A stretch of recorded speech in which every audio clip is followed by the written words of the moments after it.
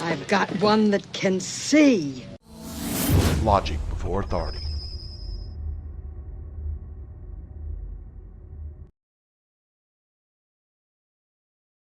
Hi guys, this is Daniel Alexander Cannon here on Logic Before Authority. And, well, up front, we're going to talk about the ancient giant trees and how they ultimately are a remnant of, well, what is now people call volcanoes. Now, I know mainstream science does not say this. Of course, they also say a lot of things that are BS. Most everything that, like, say, for instance, NASA says is exactly the opposite of what they say. Now, maybe you're hearing this and think NASA is a truth teller. And if so, this video is probably not going to be for you. But if you want to reconsider some things that if you just want to reconsider some things for some other possibilities other than the television and the internet, you know, the internet that controls the mind, and the television, which injects a vision of what reality they want you to believe is. Well, if you want to do that, then hang around. But we're going to get into this in depth here a little bit. I've created a bunch more information and images and so on. But first, I want to thank Karen J. Matter of fact, I owe her a couple of thank yous. Karen has been a supporter of my work every month, I think for 5 years. I mean, really, she's so dependable. I mean, it really, I'm at a loss for words as to how to say thank you enough to Karen J. You know who you are, because, well, we communicate occasionally via text and a few other things. But thank you, Karen, very much for your long-term support. I greatly appreciate it. Also, thank you to Robert G. Robert G. made a donation through the supernatural.show website.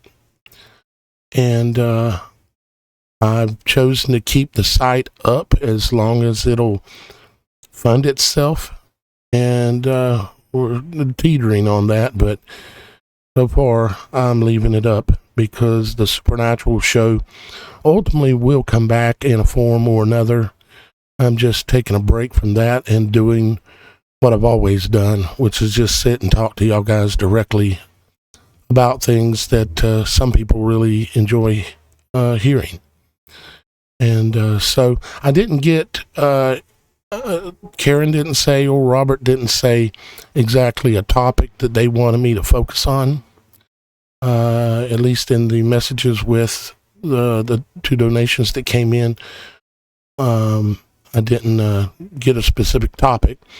So I'm going to talk about the documentary that I'm working on, and ultimately you'll see the whole documentary, but I can't help but take you along the way with some of this so that y'all guys can see where kind of how I build this out and in my mind and my understandings and so on. So we're going to do that. And at the end of the show, I'll credit everyone that has been a supporter of Logic Before Authority and ultimately me. And for the month of April, everyone that was a supporter for the entire month of April. All right. Now, as you can see in the image here, I've done some updating, and I want to go over it with you. Okay.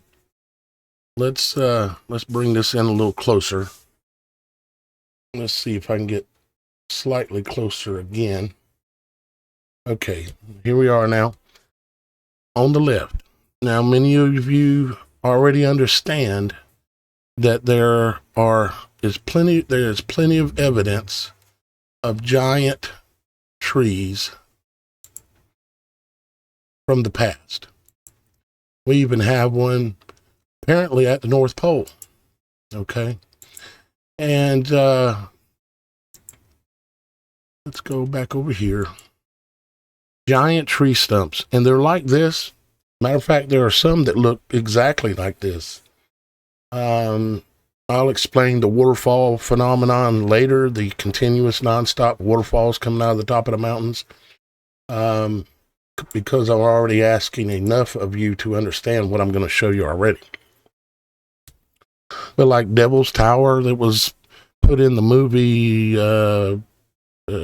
something of the third kind. Remember that movie back in the day? That was Devil's Tower. And it is a giant tree stump. It has all the fiber, all the everything there. If you really take a serious look, it's a giant tree stump. Now I know there is a couple of other theories out there, but until I see some more evidence that's clear, I have to go with a giant tree stump. Now, not all giant tree stumps turn into a volcano. It's a very complicated process. It has to do with a lot of factors. But let's go over this here and start with this. Let's say this is a giant tree from the past, and it reached up above the clouds.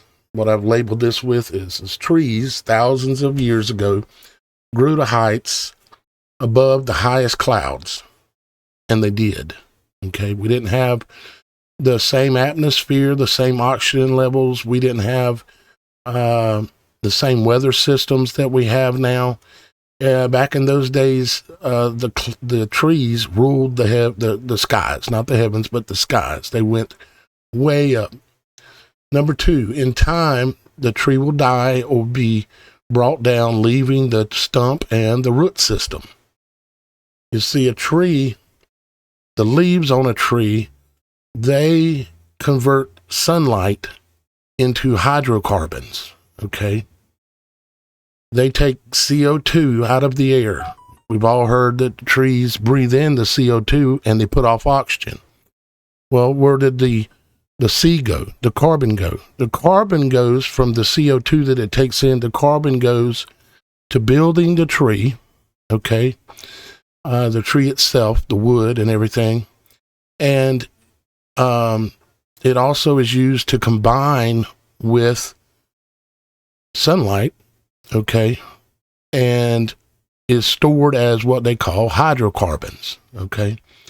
So when the tree ultimately dies, you still have all this root system in the ground that goes out in all these veins way down in the ground, not like a tree of modern day tree where the roots only go down, 30 feet, 50 foot, 100 foot, whatever it is, depending on the species of tree, right?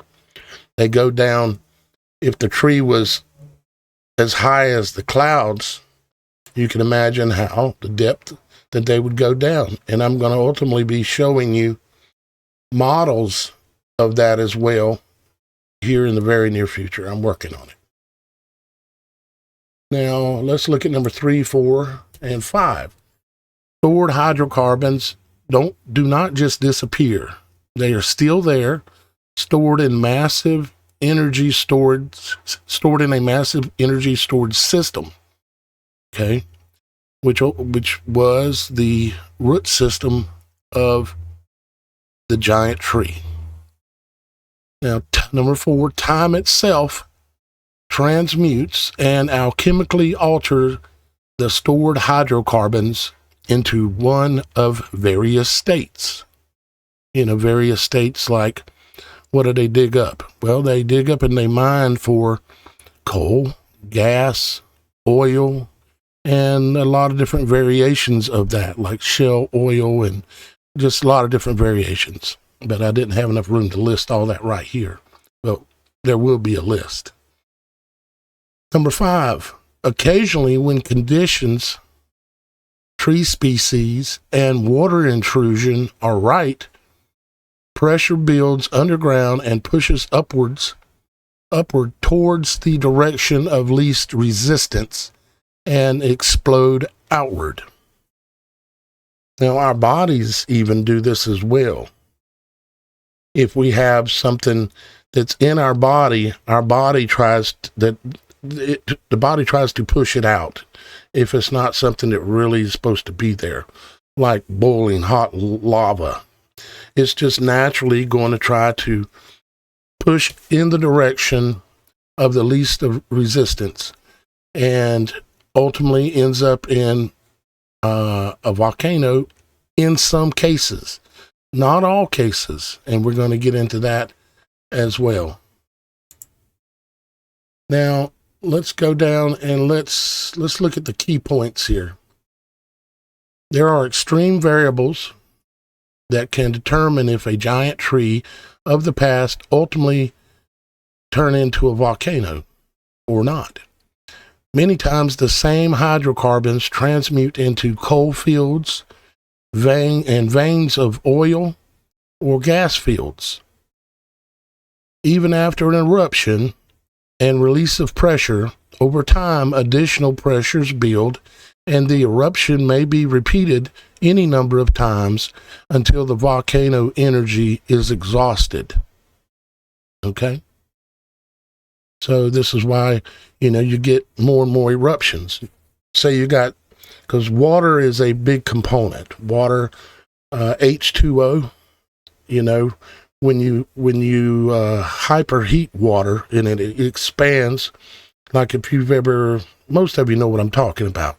If water gets to a certain point, it can explode from a liquid and go into a secondary altered form, which is gas. Okay. When it does that, it separates a lot of the hydrogen and the oxygen, and oxygen is an accelerator. Okay. Oxygen itself is not necessarily flammable, but what it does is it causes any fire that is there, any kind of explosion that is going on, to be a bigger explosion. Okay. There's people on YouTube, they blow up gas tanks, and they'll always have, or normally do have, a oxygen tank there with it. Like they like to shoot them and see them blow up. They'll have an oxygen tank there with it and shoot it at the same time, so that there is oxygen, a higher level of oxygen in the air, which causes the explosion to be substantially more massive. So that explains the oxygen.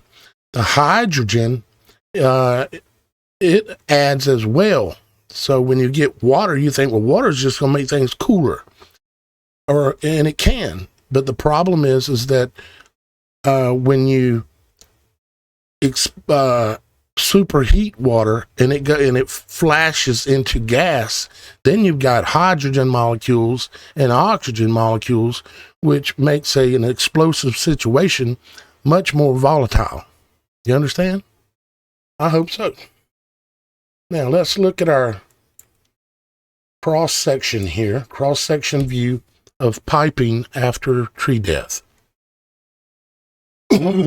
So you've got what used to be an old giant tree here, just a diagram of it, and the different veins of the root systems that would hold a lot of the hydrocarbons that have, in this case, chosen by circumstance itself to end up turning into a lava, liquid fire kind of event. And then under the right conditions, again, normally it's water intrusion that will go down and super excite this lava, because the lava is slowly trying to rise. Okay. It's trying to expel through the direction of least resistance. So it's pushing up. It pushes up. It can push up a mound. It doesn't necessarily have to, but it can, depending on, again, circumstances of the environment.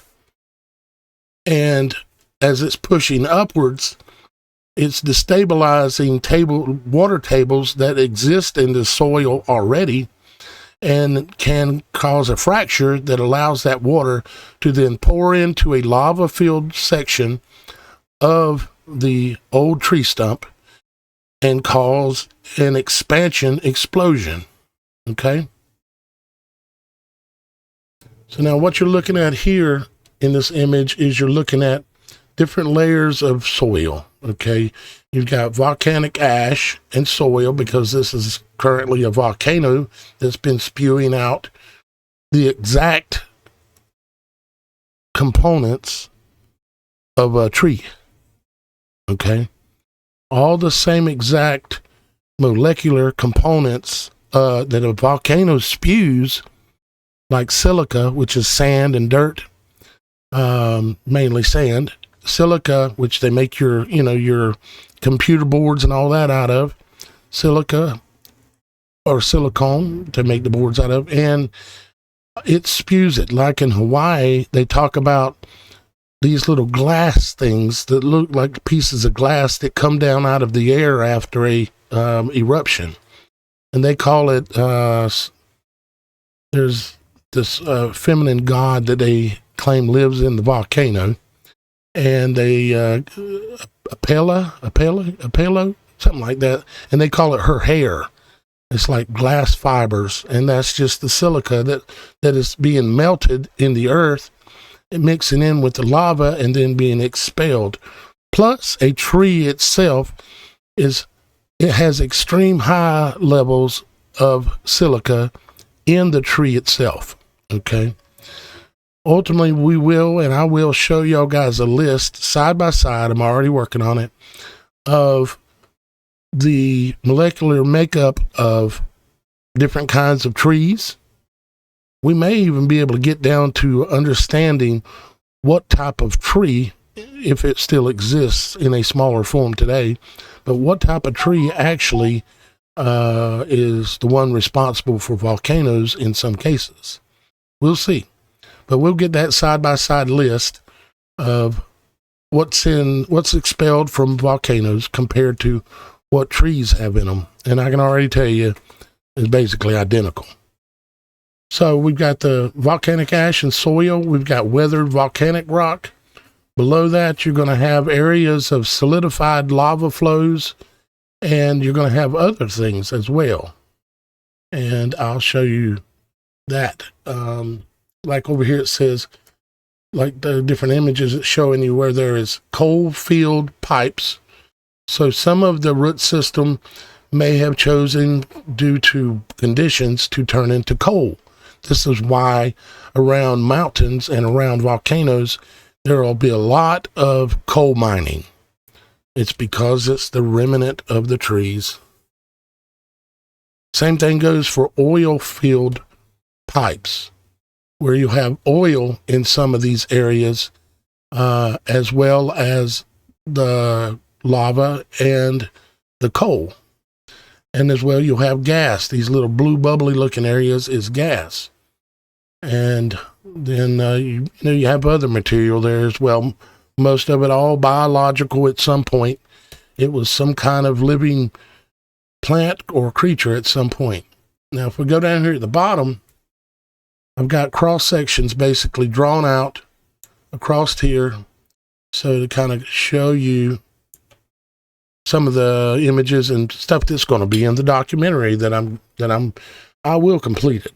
I would like to focus all my time on just that, but as you know, there's so many distractions going on in this world. It's hard for me to focus on just one thing, because not everybody wants to hear just one thing. I understand that. So let me see if I can zoom this in some more, so y'all guys can see it a little bit better. Here we go. So you've got this is just an image, an example of like the root system that continues to exist under the ground. And sometimes those pipes or roots turn into coal fields, okay? Just like you see here. These are just examples. These aren't exact, obviously. This is just showing you, okay, a tree stump, and then compare it, saying, there's coal fields that can result from that. And this is more of an elongated side view of it as well. Then we've got filled pipes that are full of oil that ultimately transmute into oil, okay?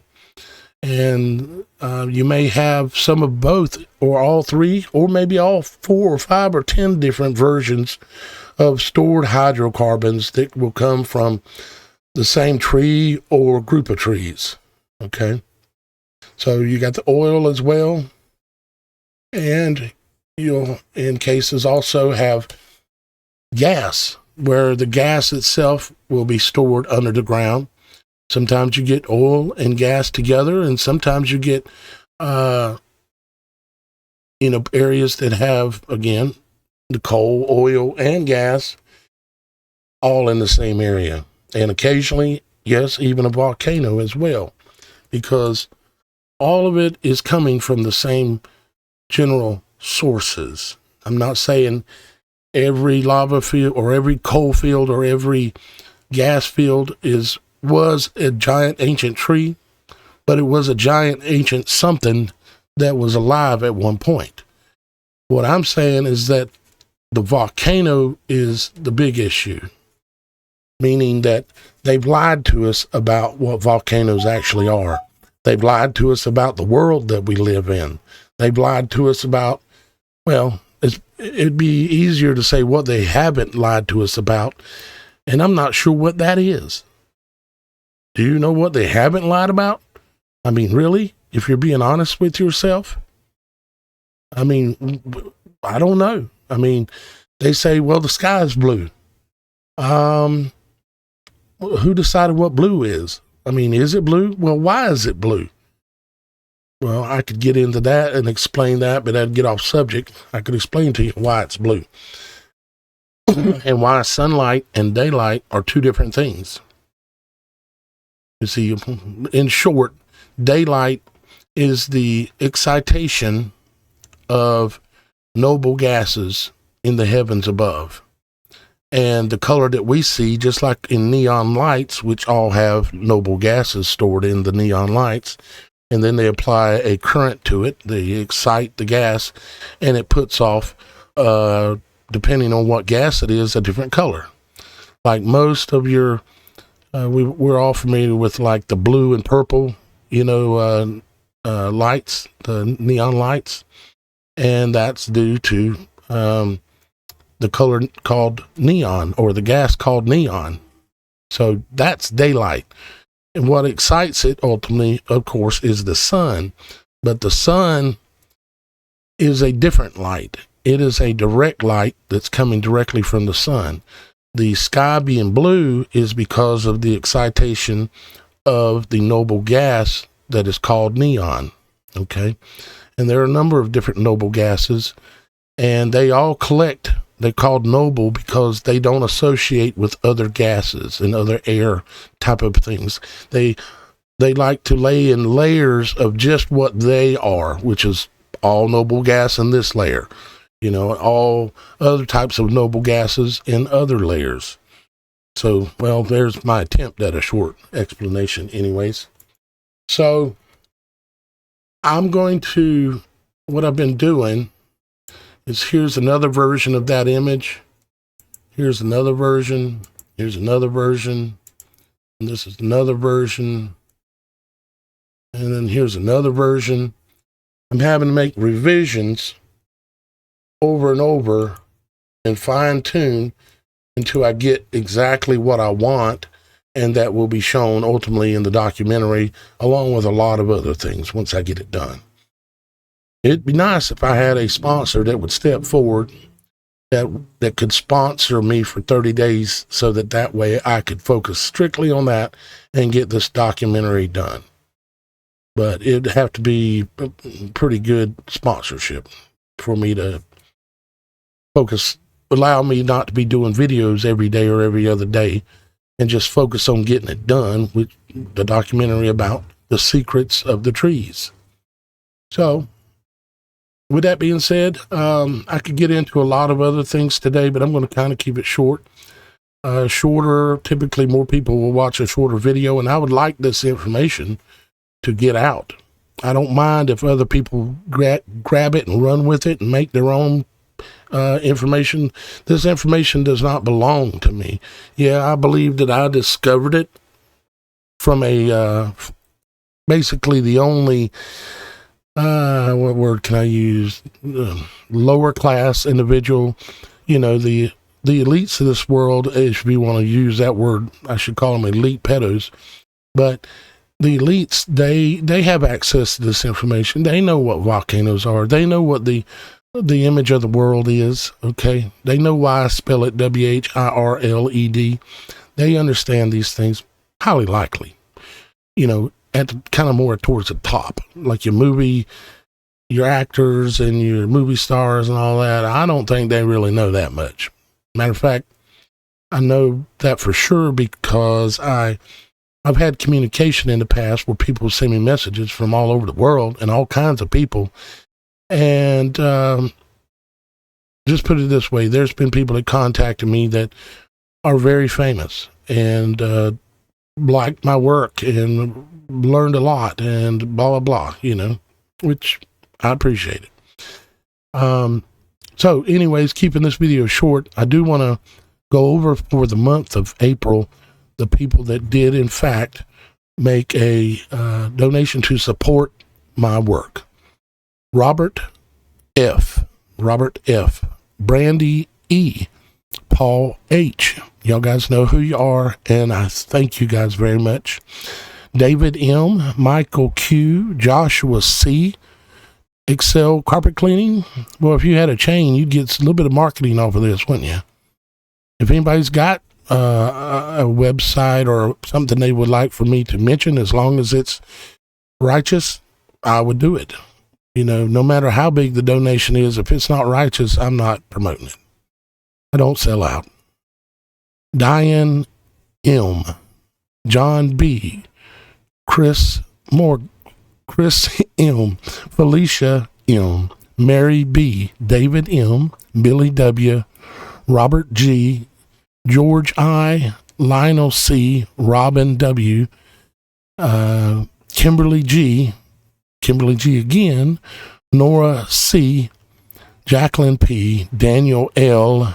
Daniel has been a very long-term supporter of my work. Matter of fact, he even bought the bed I sleep on. Thank you, Daniel.